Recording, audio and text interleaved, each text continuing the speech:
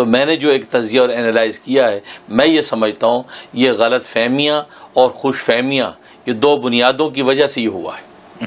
کہ کچھ غلط فہمیاں پیدا ہوئیں جس کی وجہ سے دوریاں پیدا ہوئیں، اور کچھ خوش فہمیاں پیدا ہوئیں جس کی وجہ سے دوریاں پیدا ہوئیں۔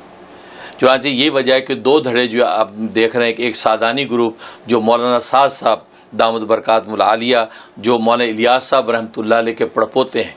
اور بڑے حضرت جی مولانا یوسف صاحب کاندھلوی رحمۃ اللہ علیہ کے پوتے ہیں، تو یہ وہ ہیں جو کہ گویا کہ امارت کے حقدار بن کے بیٹھے ہوئے ہیں، اور ظاہر ہے کہ وہ گروپ جو ہے وہ سعدانی گروپ کہلاتا ہے۔ اور دوسرا گروپ شورائی گروپ ہے، اور شورا کے گروپ میں بنیادی جو شخصیت ہیں وہ مولانا احمد لاٹ صاحب دامت برکاتہم العالیہ ہیں، کہ جو شورا کے وہ گروپ کے لوگ ناراض ہو کر وہ بمبے میں جا کے انہوں نے اپنا الگ مرکز قائم کیا، اور اس کا مرکز جو ہے وہ نظام الدین ہے۔ نظام الدین چھتہ والی جو ہے وہ بنگلہ والی مسجد کہلاتی ہے، تو وہ جو ہے بنگلہ والی مسجد جو ہے بنیادی ہے، تو وہ اس کا مرکز ہے نظام الدین۔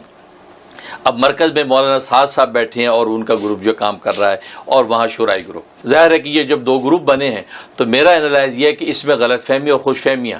غلط فہمیاں یہ کہ مولانا سعد صاحب جو حضرت مولانا الیاس صاحب رحمۃ اللہ علیہ کے جو پڑپوتے ہیں، ان کے بارے میں غلط فہمیاں پیدا ہوئیں، کچھ ان کی تقریریں، کچھ ایسی ان کے جو الفاظ، کوئی ایسے بیانات جس کے نتیجے میں جو ہے وہ غلط فہمیاں پیدا ہو کر بات اس طرف نکل گئی کہ لوگوں نے یہ سمجھا کہ یہ کام سے ہٹ گئے ہیں، یا مولانا سعد صاحب کام سے ہٹ گئے ہیں، جو بزرگوں نے ترتیب دے رکھی تھی اس سے ہٹتے جا رہے ہیں، اور جو یہ بیانات کر رہے ہیں ان بیانات میں یہ چیزیں قابل اعتراض ہیں، تو یہ غلط فہمی پیدا ہوئی۔ جبکہ وہ اس کی تعویل اپنے پاس رکھتے ہیں کہ میں ایک تعویل اور دلیل کے تحت یہ بات کر رہا ہوں۔ ادھر خوش فہمی یہ ہوئی کہ ان کو شورا والے جو حضرات ان کے بارے میں یہ خوش فہمی مولانا سعد صاحب کو ہوئی کہ میں جو بات کہہ رہا ہوں اس کو یہ لوگ بنوان تسلیم کریں گے،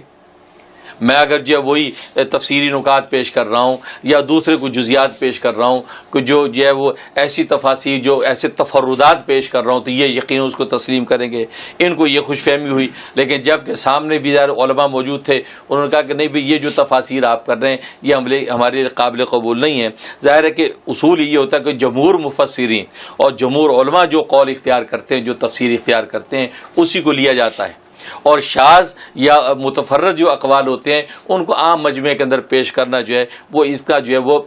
قابل التفات نہیں ہوتا، کیونکہ اس سے ایک نئی بحث چھڑتی ہے عام طور پہ۔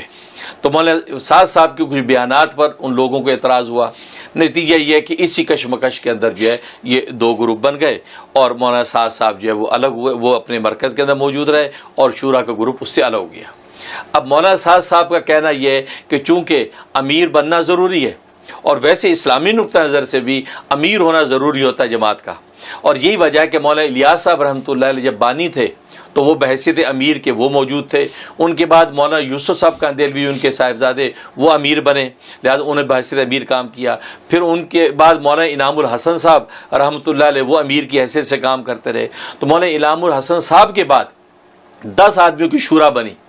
10 آدمی شورا، انہوں نے اپنی زندگی میں شورا بنا دی۔ 8 آدمی پہلے اس کے اندر مقرر کیے گئے، اس میں مولانا جو ہے اظہار صاحب تھے، مولانا زبیر صاحب تھے، مولانا عمر صاحب تھے، اسی طریقے سے مولانا سعد صاحب تھے، اور بھائی میاں جو ہے محراب صاحب، یہ 5 آدمی، اور ادھر سے 4 آدمی پاکستان کے تھے، مفتی زین العابدین صاحب، حاجی عبد الوہاب صاحب، بھائی افضال صاحب، یہ حضرات جو یہ پاکستان سے تھے، اور اس کے بعد یہ بنگلہ دیش کے ایک بزرگ تھے حاجی عبد المقیت صاحب۔ تو گویا کہ یہ 10 آدمیوں کی شورا تھی، یہ 10 آدمیوں، اور مولانا سعید احمد خان صاحب تھے پاکستان سے، یہ 10 آدمیوں کی شورا۔ تو یہ شورا جو ہے وہ مولانا انعام الحسن صاحب نے اپنی زندگی میں بنا دی تھی۔ جب ان کا قریب مرگ وقت آیا تو لوگوں نے پوچھا جی آپ کے بعد امیر کون ہوگا؟ انہوں نے فرمایا یہ 10 آدمیوں کی میں نے شورا بنا دیا ہے، تو لہٰذا میرے بعد جو ہے آپ حضرات یہ شورا کے لوگ مشورہ کر کے وہ ایک کو امیر مقرر کر لیں۔ یہ طے ہوا۔ اب جب آپ کا وصال ہو گیا تو آپ کے وصال کے بعد یہ 10 حضرات جو ہے وہ اپنا امیر مقرر نہیں کر سکے، چنانچہ جب مولانا زبیر الحسن صاحب کو امیر بنانے کی بات آئی کہ ان کو امیر بنا دیں، یا مولانا اظہار الحسن صاحب کو امیر بنانے کی بات آئی، تو انہوں نے کہا کہ دیکھو بھی ہمیں امیر نہ بناؤ، ہم اگر میں امیر بنیں گے تو میوات والے ہم سے کٹ جائیں گے، کیونکہ میوات والوں سے مولانا زبیر صاحب کا کوئی معاملہ تھا تو ہم سے وہ کٹ جائیں گے۔ تو مولانا سعد صاحب کو جب امیر بنانا چاہا، انہوں نے کہا جی مجھے امیر نہ بناؤ، کہ مجھے امیر بنایا تو مولانا زبیر صاحب کے جو حلقے کے لوگ ہیں یہ لوگ کٹ جائیں گے، لہذا مجھے بھی نہ بناؤ. تو طے یہ ہوا کہ کسی کو بھی نہیں بناتے اور یہ شورا کے ساتھ نظام کو چلاتے ہیں.